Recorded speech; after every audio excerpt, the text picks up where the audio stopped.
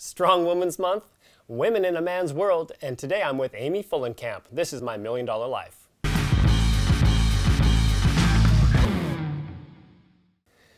Hi, welcome to my $1 Million Life. I'm LJ Jellison, and today I'm very excited to be with Amy Fullenkamp, who just happens to be a neighbor down the road. Amy is a successful mom.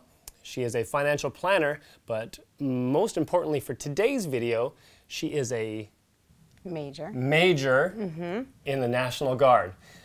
Is that right? Yes. I got all that correct? Absolutely. Fantastic. I get so confused with the different ranks in the military that I have to always like pause and hold before I get it out. So tell me first and foremost, what made you join the military and at what age?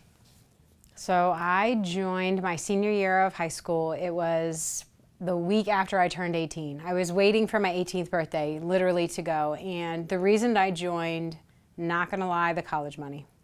That was shortly after Ohio did the free college tuition. I knew I was gonna go to college, and my parents had already told me the support wasn't there. I needed to earn it on my own. Not out of negligence, but out of tough love. Yeah. And so I did the math and said, oh, that's gonna be the way to do it. So that's what caused me to join, and I thought for sure 6 years and I'm out. 19 years later, I'm still here, so. Wow. Yeah. Now, 18 years old, you jump into the military. What are you tasked with? You know, what were your duties? Sure, I started out at the bottom. So I actually came in as a private, E1, the bottom. And so my first drill was literally with a typewriter in a corner, working on paperwork that I had no idea what it was or any of the names. I just was making sure I didn't get yelled at that month. That was the very bottom of it, and worked up from there. Okay. So tell me about navigating the military in your younger years, and give me some examples, or give some the women out there some examples on what you've learned from dealing with males, dealing with male bosses, navigating a organization that has typically, been completely male. Yeah. Sure. So I grew up in a family that was very equal opportunity. I helped put roofs on and I helped cook.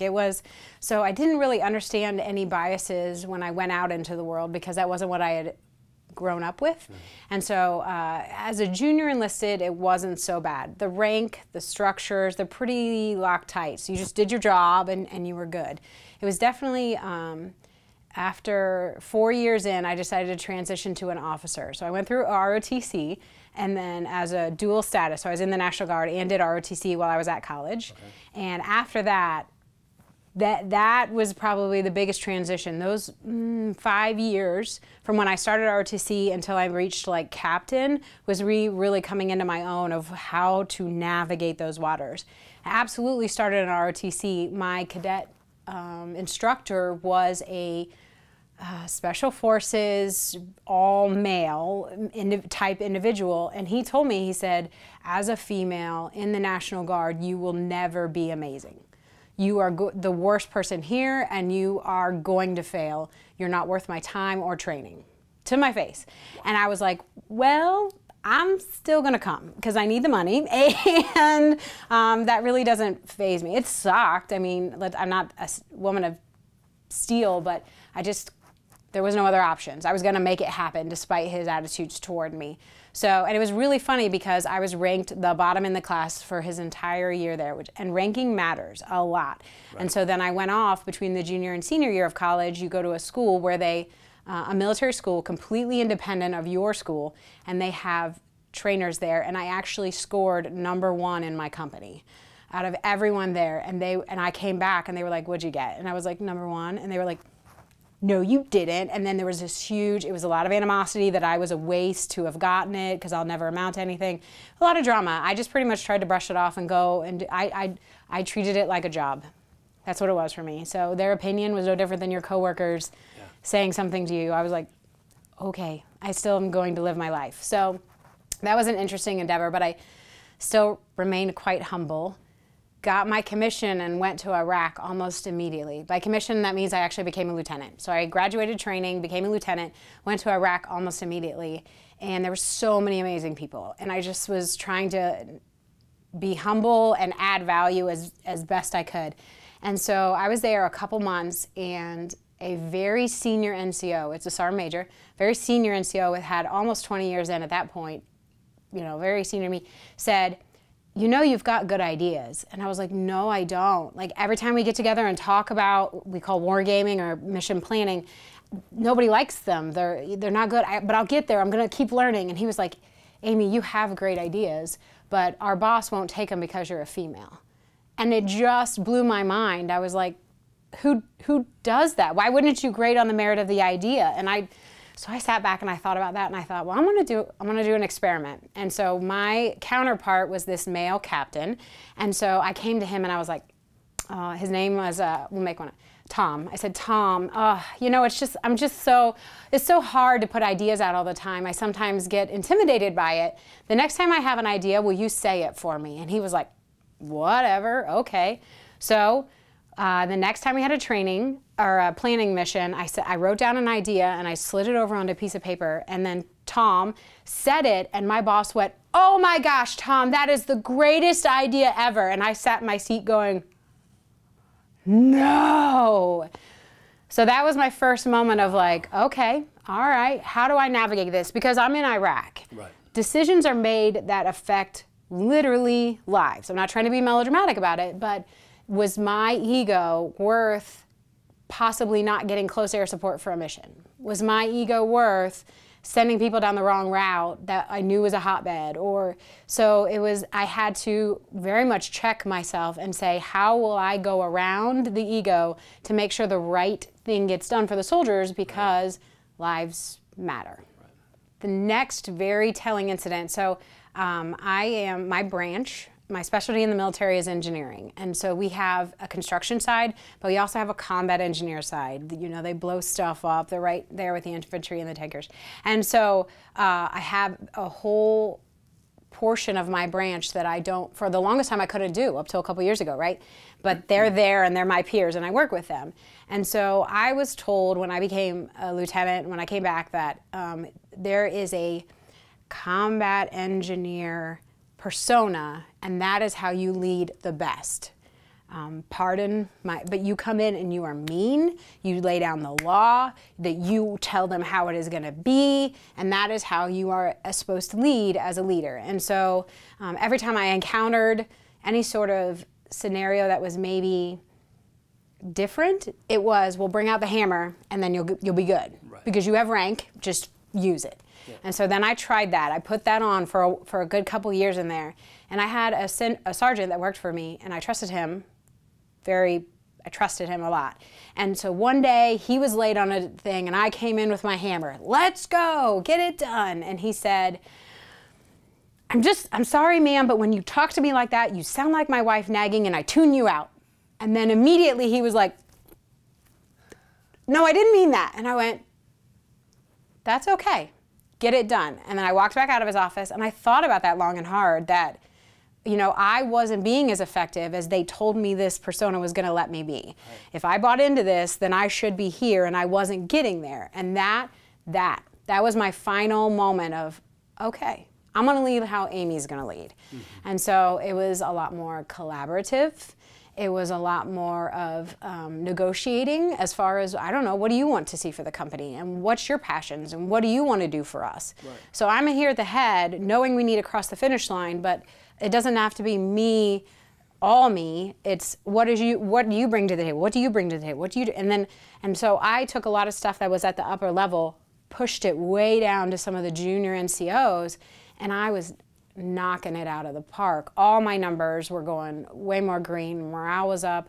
I'm not perfect. I was still a junior leader, but I was seeing a lot more reward for that leadership style than I was when I tried to do the combat engineer hammer. Right. Mm-hmm. Right. I find that so interesting, how people relate to different sexes. You know, when you see a man in your face screaming at you, you know, you probably think football coach, baseball coach, you know, positions of leadership. Mm-hmm. You see a woman yelling in your face, and he relates it to his wife. Absolutely, He apologized, and I told him, don't ever. That was fine. Both learned from that. Mm-hmm. It actually was good. So let's take it outside of the military. Okay. Give me 1, 2 insights that you can lend to a woman from your experience on how to navigate the corporate world, our pretty lives, our outdoor world. Yes. Yes. I boil it down to the biggest thing, honestly, you can get a lot done if your ego doesn't matter. If you don't have to take credit for it, if your name doesn't have to be on the block, it's actually not as hard as you want to make it to believe. So that's the starting point for a lot of it, and how I build everything from there is, if it's a good idea, it doesn't matter how it can get it done. So the other thing, and I'll wrap that all at the end, the other thing that I think wraps really well is everyone wants a good number 2. They want someone that they can trust explicitly. And so the minute you can marry that together is where the success comes. So how that plays out for me is I learn what they care about. Everybody has the 2 or 3 things. Maybe they grew up and they got, at one point an acquisition really bit them in the butt. So they really care about this portion, they are obsessed about this. Right. Then I become obsessed about that. Okay, fine. Look, if you want to talk about that, I will be able to come to the table and I will be able to talk intelligently about this thing that is very important to you. Even if I don't agree with it, even if maybe it doesn't seem like the smartest thing, I'm going to know the numbers and I'm going to make sure that I can come to the table and discuss it. Then I make sure they get a month or 2, that time of me really making sure that I understand what they care about and that I make progress in the areas that they care about. Then I look at my priorities. What do I want to see happen? Maybe I look at it from my point of view, and again, male, female experiences, however, my point of view, and I go, but these are the other 4 to 5 areas we should also be looking at. And I figure out a way to nest those inside of them. And you would be surprised how often, once you can say, yes, we can influence this key factor, if I also put this program into place over here, they'll go, okay, yeah, do it. But if I just came in and said, look, I want to start this program, they'd be like, no, we don't have time, we don't have money, not happening. So understanding, making them know that you get their goals, making progress in their goals, and then nesting yours underneath theirs. And it's supporting concepts. As supporting concepts is completely powerful. There was one time we had a sexual assault event go down. This is so vividly easy. So we had a sexual assault event go down, and we were trying to navigate those waters, and this second lieutenant came all the way up to me as a major, which is a little uncharacteristic.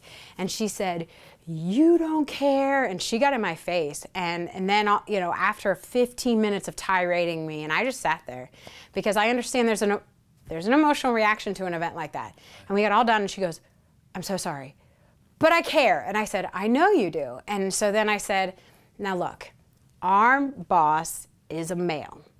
And if I go in to convey everything you just vented about, that we understand because we've had those experiences, what do you think that man is going to get? And she was like, probably nothing. I said, exactly. What is the one thing our boss talks about all the time? And she was like, family. I said, exactly. So I went to him and said, dear boss, my family is hurting right now. My guard family is having I need to attend to my family. Can I do this and this and this and make these few exceptions to help heal my family? I said, how do you think that's going to go down? She goes, I feel like he'd be open to that. I said, he already is. It already happened, and everything's good to go. I was coming back in to tell you this, but I needed you, I needed you to vent that out because it was important to you as well. So, but it was so funny how the exact same moment, the exact same incident, if I would have walked in and said, sexual assault happened, we need to address it, he might not have got there. Right. He's sympathetic. That wasn't the question, but obviously there's a little bit of a barrier. But when I came in and said, my family hurts, oh, absolutely, we take care of family, make it right. Right. No questions asked. Incredible.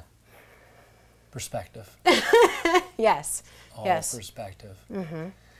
So something that's, and I don't know if this will make it into the cut, but something that's important to me that's been going on lately is the, what's the term for it? The sexual misconduct.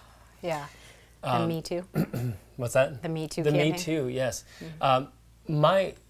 obviously there's a lot of hurt people that come out of these situations, but speak to me about the strength of a woman speaking up in the moment, deliberating what the right moment is, and not allowing yourself to be a victim for a decade.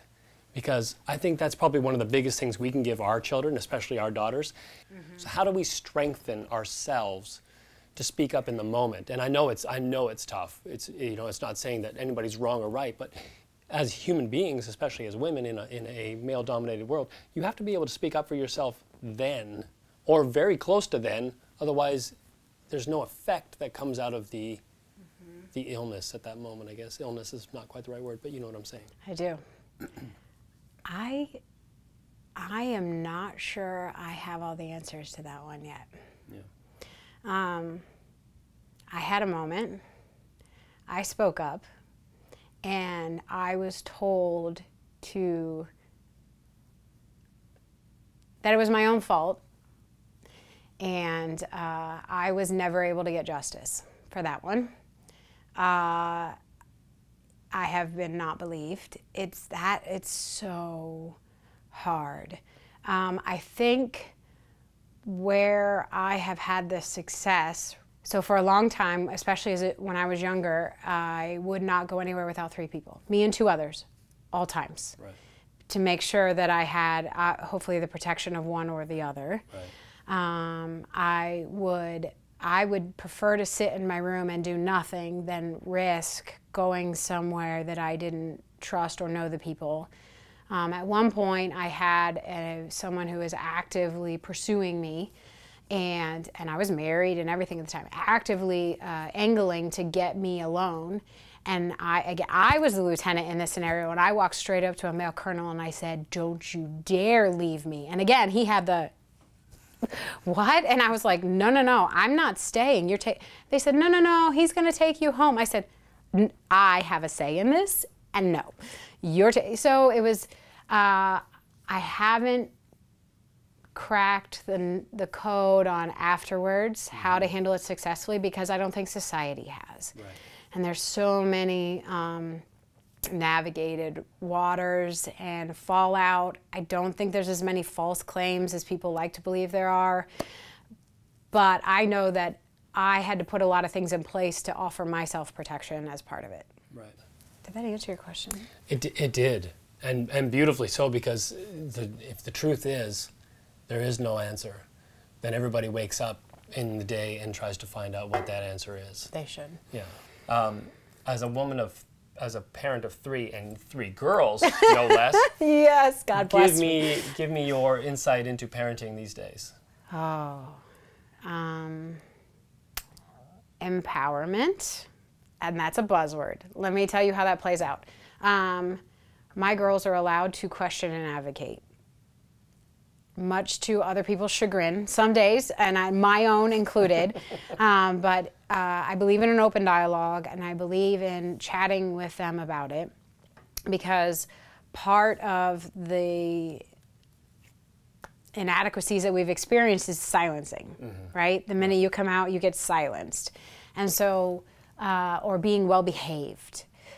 Or, so I've tried to push those barriers as far as I can and still have a normal house, mildly normal household. So that one is definitely part of it.